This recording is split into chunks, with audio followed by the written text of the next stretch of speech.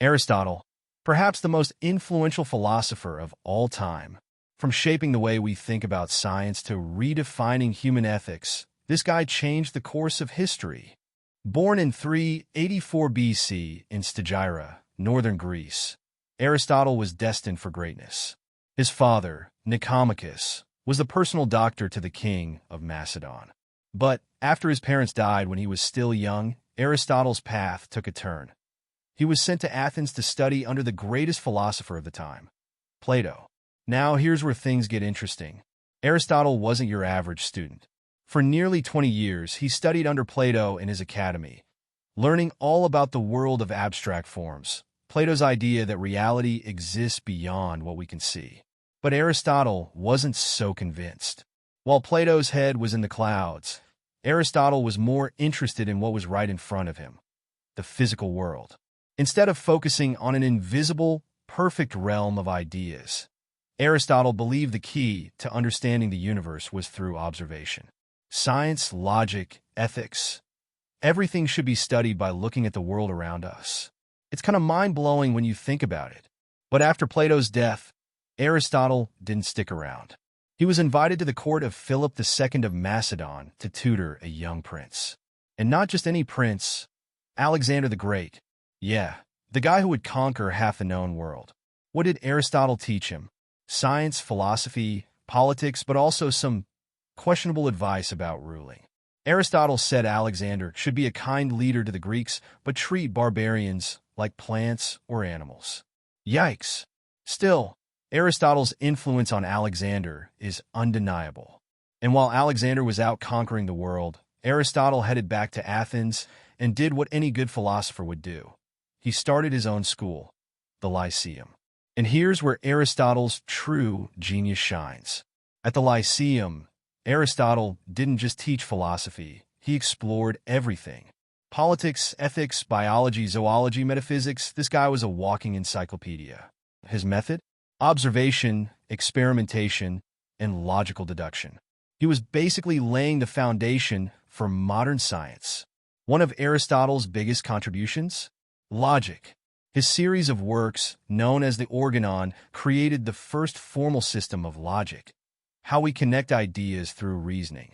You've probably heard of the syllogism, right? It's when you take two premises and draw a conclusion. Example: all men are mortal. Socrates is a man. Therefore, Socrates is mortal. Simple, right? But before Aristotle, no one had figured out how to codify this kind of thinking.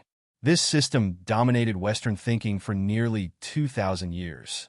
Yep, Aristotle basically gave us the blueprint for how we argue, debate, and prove things to this very day.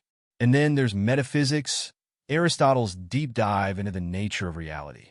Aristotle wasn't content with just asking, what's out there? He wanted to know why it's there. He came up with the idea of substance, the stuff things are made of, and potentiality and actuality. It's a bit like looking at an acorn. The acorn is not a tree yet, but it has the potential to become one. Aristotle's point was that everything in the universe has both a potential and an actual state, that he even explored how things are put together. Take, for example, his famous four causes. The material cause, what something is made of; the formal cause, the shape or structure; the efficient cause, how it was made; and the final cause, its purpose or goal, what he called its telos.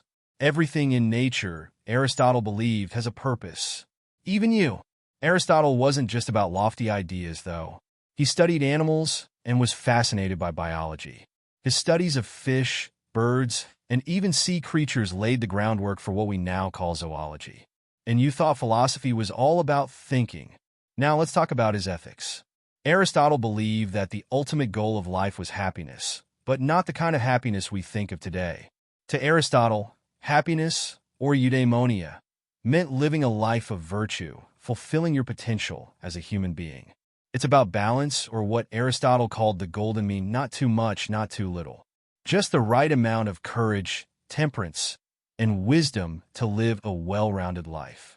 This idea of living in balance, of striving for excellence in all aspects of life, became the cornerstone of what we now call virtue ethics. Aristotle's ideas influenced thinkers for centuries, from medieval theologians like Thomas Aquinas to modern philosophers developing moral theories. But Aristotle's reach doesn't stop there. His work on politics shaped how we think about governments and society.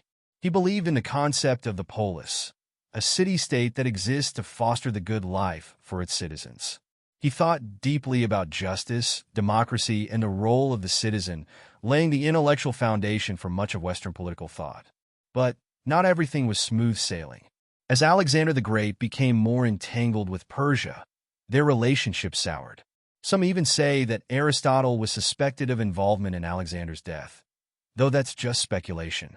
In his final years, Aristotle fled Athens, fearing for his safety as anti-Macedonian sentiment grew. He left the city he once loved, famously saying, "I will not let the Athenians sin twice against philosophy," referencing the execution of his mentor Socrates.